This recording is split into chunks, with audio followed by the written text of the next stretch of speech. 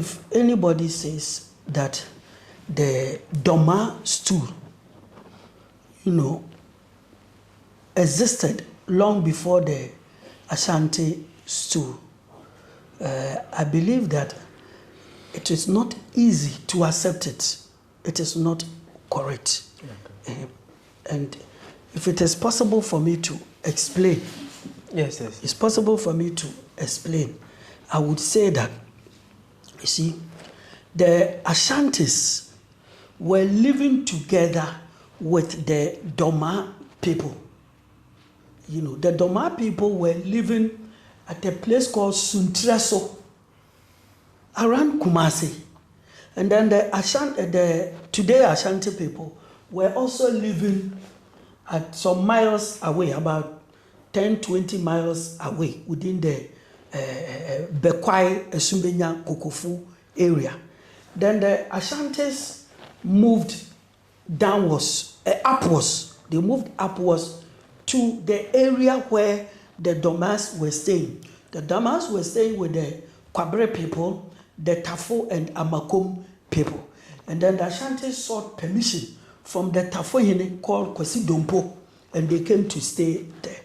Within a short time, they started spreading out. So definitely war would break out. And it was during the time of Obiri Yeboah, the fourth Asantehene, that this war broke out. And the Dormaa people defeated the Ashantis. Oh, okay.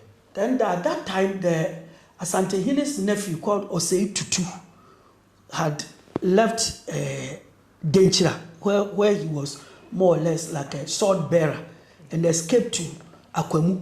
So upon the death of his uncle, he was informed that he had been chosen as the next ruler of Asante, so he should quickly return. When he was coming, he had about 700 soldiers given to him by Ansa Seseku, the Akwemu Yene. And then with the wisdom of Okomfo Anokye, we are told that because the Akwamus were directly trading with the Accra people and the Dens, they acquired weapons from Accra, and that gave them an edge over whoever they were going to meet in their enclave. So they got there, and as soon as he had been placed on the stool, he decided to take vengeance on the Dormaa people. He rooted them completely and killed their chief called Kusi. So these people left and went far away to the present day Ivory Coast and settled at a place called Awusu. Over there, the chiefs asked them, why have you left your land to come? And they explained the war that had made them to cross over to that place. And they said, if you have killed your chief, and the Ashantis too have killed your chief, then you don't have any problem, you should go back. They decided not to go back. So they gave them a new land, and the land was called German. That is, people who have deserted their land and come here. So that was where they settled, called German. And then a few of them decided not to join their brothers in the new area, and they stayed at where we have Dormaa today. And others too, who decided to stay back among the Ashanti people, they founded towns like Odumase and then Brekum and a few others. And then Asante Osei Tutu gave them an overlord called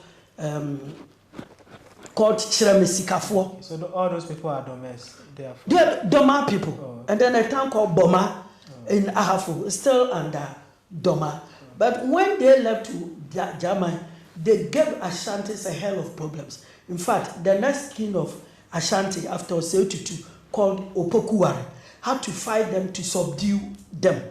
Then another chief of Ashanti, who ruled from 1799 to 1824, Osei Bonsu, also fought them. In fact, the Dormaa people, that's the German people, they made a golden stool for themselves. And at that time, their chief was called Edinkra, Edinkra Kakari, Koja Edinkra Kakari.